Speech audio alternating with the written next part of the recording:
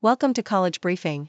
The content of the briefing includes: Nikki Haley gets a surprise Super Tuesday win, beating Trump in Vermont. Is it okay to wear makeup during exercise? Why U.S. colleges are reviving standardized tests. Architect who designed unique marvel of Canadian Museum for Human Rights dead at 87. Why is gluten-free bread so expensive?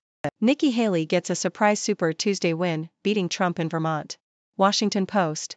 Former South Carolina Governor Nikki Haley has narrowly won the Republican primary in Vermont, her first victory out of 15 states on Super Tuesday and the only time a Republican woman has prevailed in a state presidential primary. Nonetheless, Trump is far ahead in the delegate battle and well on his way to securing the GOP nomination, while questions are swirling around whether Haley will continue in the race. Haley's victory in Vermont will bolster her delegate count. Is it okay to wear makeup during exercise? The Independent. A study published in the Journal of Cosmetic Dermatology suggests that wearing makeup during exercise may clog pores. The study involved 43 participants who wore makeup on some parts of their face and not on others. The researchers found that areas of the face with makeup showed a greater increase in moisture levels than those without makeup, indicating that makeup may prevent moisture from evaporating on the skin. Additionally, the size of pores increased in the areas without makeup after exercise, but not as much in the skin beneath the foundation, suggesting that makeup may block pores. The study's author recommends exercising without makeup for skin health. However, an esthetician and skincare expert notes that refraining from wearing makeup during exercise may not be feasible for many women. She advises avoiding heavy makeup and bringing a facial cleanser to the gym to cleanse the skin after exercise. Why U.S. colleges are reviving standardized tests. Bloomberg. Several Ivy League schools, including Yale University, Dartmouth College, and Brown University, have recently reversed their decision to make standardized tests optional for admissions. This comes as the College Board, the organization that administers the SAT, is making significant changes to the exam, including transitioning to a digital format and reducing the duration. The ACT is also expanding computer-based testing sites. In recent years, many colleges and universities have reduced the importance of standardized test scores in admissions decisions, and some schools have even stopped requiring them altogether. The Common Application reported that only 5% of member schools requested scores in the 2023 to 2024 season, compared to 55% in 2019. However, some schools, including Yale and others, have cited studies showing that standardized tests provide important context for evaluating student performance and can be beneficial in recruiting diverse and low-income students.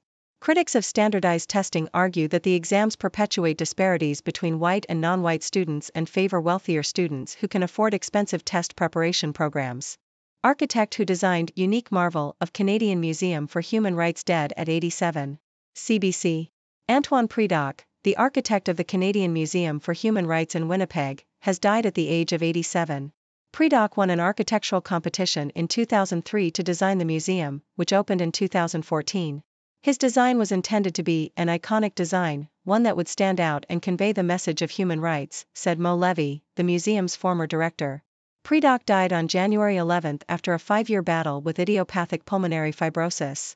Why is gluten-free bread so expensive? ABC. People with special dietary requirements in Australia, such as gluten-free or dairy-free diets, are used to paying more for their staple foods at the supermarket. Allergen-free products are typically more expensive due to the higher cost of ingredients, the more complex manufacturing process, and the smaller volume of allergen-free products produced compared to regular products. The lack of competition and willingness to pay more for perceived healthier products also contribute to the higher prices of allergen-free foods. However, if more customers choose allergen-free products, it could lead to increased volume and competition, lowering prices in the long run. Major security operation for Modi's first visit to Kashmir in 5 years. The Independent. Security measures have been heightened in India's Kashmir Valley ahead of Prime Minister Narendra Modi's first visit since the region was stripped of its special status. The visit comes ahead of high-stakes national elections, and Modi's party is hoping to project the rally as a huge success. However, the Bakshi Stadium where the rally is set to take place can only hold up to 30,000 people. The controversial decision to revoke the region's special status was enforced with a months-long lockdown in the region. The cause of Britain's housing woes has been staring the Tories in the face. Telegraph.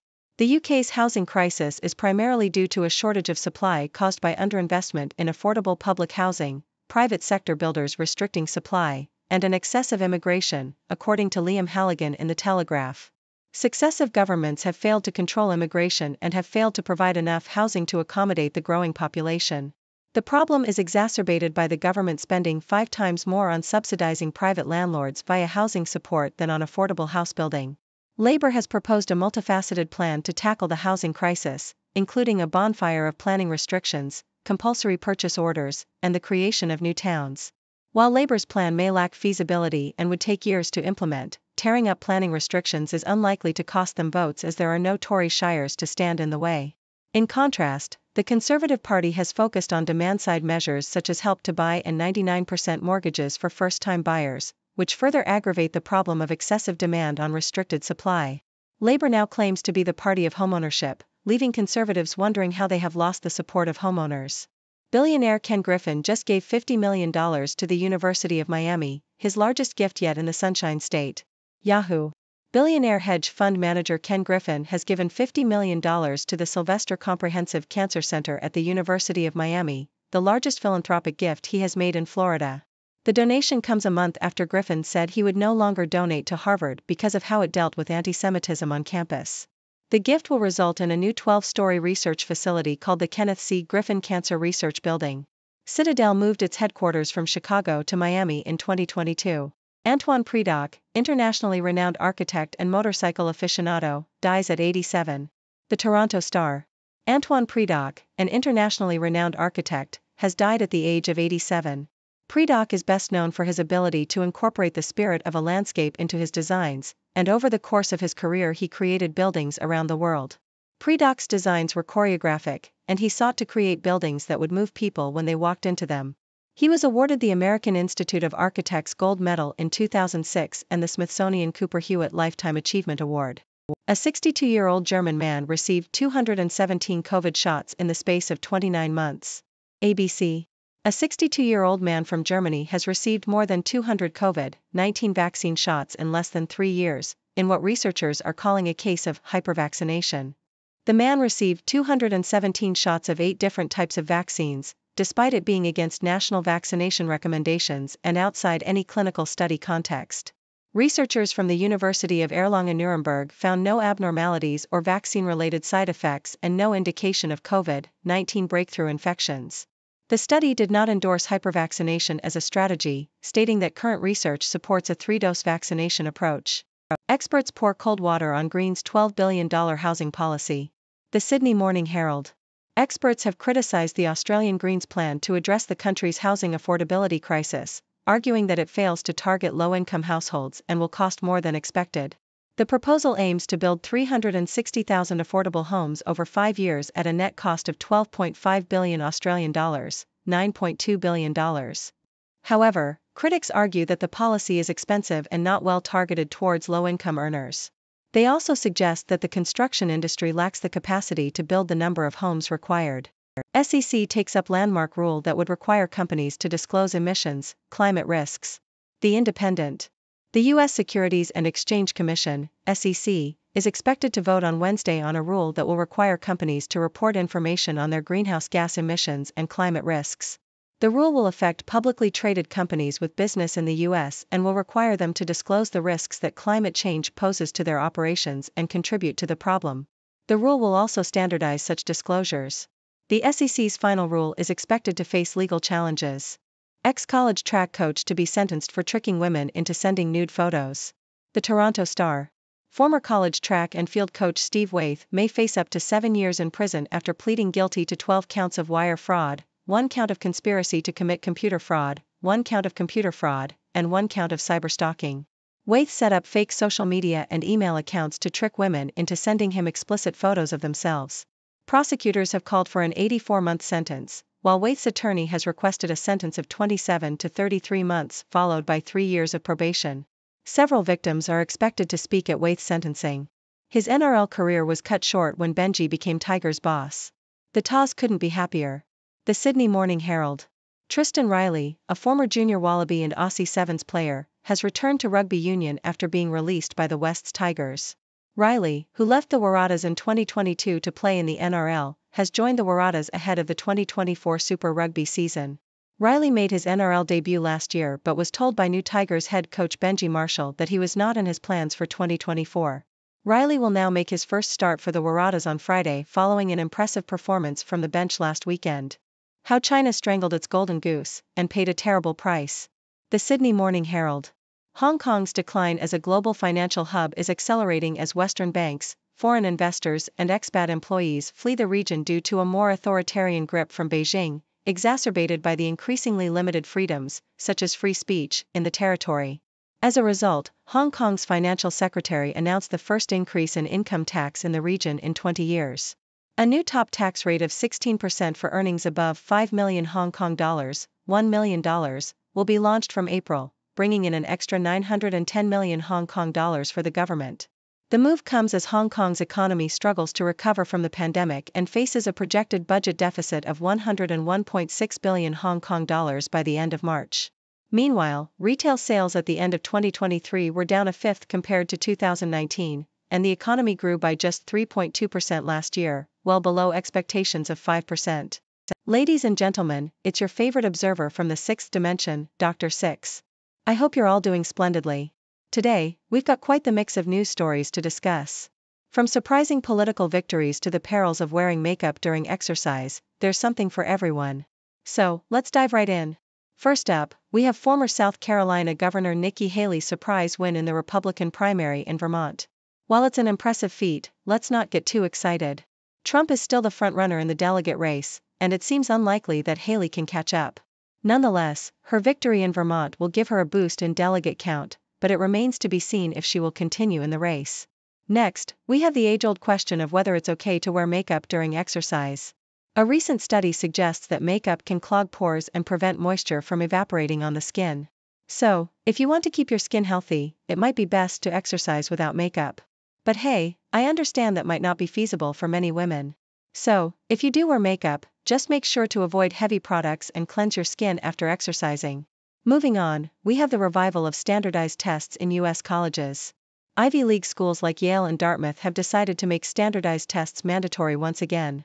They argue that these tests provide important context for evaluating student performance and can help in recruiting diverse and low-income students. Critics, on the other hand, believe that standardized tests perpetuate disparities between different groups of students. It's a contentious issue, but it seems like standardized tests are here to stay, at least for now. Now, let's talk architecture. Antoine Prédoc, the architect behind the Canadian Museum for Human Rights in Winnipeg, has sadly passed away. His design was hailed as a unique marvel and aimed to convey the message of human rights. It's a great loss for the architectural world, but his legacy will live on through his iconic designs. On a lighter note, have you ever wondered why gluten-free bread is so expensive? Well, it turns out that allergen-free products like gluten-free bread are pricier due to the higher cost of ingredients, the more complex manufacturing process, and the smaller volume of production. But fear not. If more people choose allergen-free products, the increased volume and competition could eventually lead to lower prices. So, keep munching on that gluten-free bread, my friends. Now, let's talk about Prime Minister Narendra Modi's first visit to Kashmir in 5 years. Security measures have been heightened ahead of the visit, and Modi's party is hoping to project it as a huge success. However, the controversial decision to revoke the region's special status has led to a months-long lockdown in the region, and tensions are still high. It's a delicate situation, and only time will tell how this visit plays out. Shifting gears, let's discuss the UK's housing crisis. According to Liam Halligan in The Telegraph, the crisis is primarily due to a shortage of supply caused by underinvestment in affordable public housing, private sector builders restricting supply, and excessive immigration. Successive governments have failed to control immigration and provide enough housing for the growing population. Labour has proposed a multifaceted plan to tackle the crisis, while the Conservative Party has focused on demand-side measures. It's a complex issue, but one thing is clear: action needs to be taken to address the housing crisis. Now, let's talk philanthropy. Billionaire Ken Griffin has made his largest philanthropic gift yet, donating $50 million to the Sylvester Comprehensive Cancer Center at the University of Miami. This comes after Griffin announced that he would no longer donate to Harvard due to how it dealt with anti-Semitism on campus. His generous gift will result in a new research facility, furthering cancer research and treatment. Lastly, we have a rather bizarre story. A 62-year-old German man has received over 200 COVID-19 vaccine shots in less than 3 years. Researchers are calling it a case of hypervaccination. While there were no abnormalities or side effects found, the study does not endorse hypervaccination as a strategy. So, let's stick to the recommended vaccine schedule, shall we? Well, my friends, that's all the news I have for you today. I hope you found it both informative and entertaining. Now, I'm eager to hear your thoughts. What do you think of Nikki Haley's surprise win? Should we ditch makeup during exercise? And what's your take on standardized tests in college admissions? Join the discussion, my delightful viewers, and share your brilliant insights. Until next time, stay curious and keep exploring the wonders of the sixth dimension. Thank you for tuning in. The content above showcases the latest briefing reports and analytical synopses, thoughtfully curated by the 6Do team. These insights stem from a wide array of reputable media outlets, think tanks, government sources, and specialized experts worldwide. We encourage you to explore these sources for a comprehensive perspective. Keep in mind that while the content may not always align with the official standpoint of 6Do Brief, it's not meant to be taken as absolute directives for decision-making. Comprising seasoned media professionals, learned scholars, and accomplished scientists, the 6Do team embodies a trailblazing, fully independent media entity. To customize 6Do Brief to meet your professional needs, you have the option to subscribe to a diverse array of briefings on our website, 6dobrief.com. Regardless of your location, you can conveniently receive 6Do Brief via email.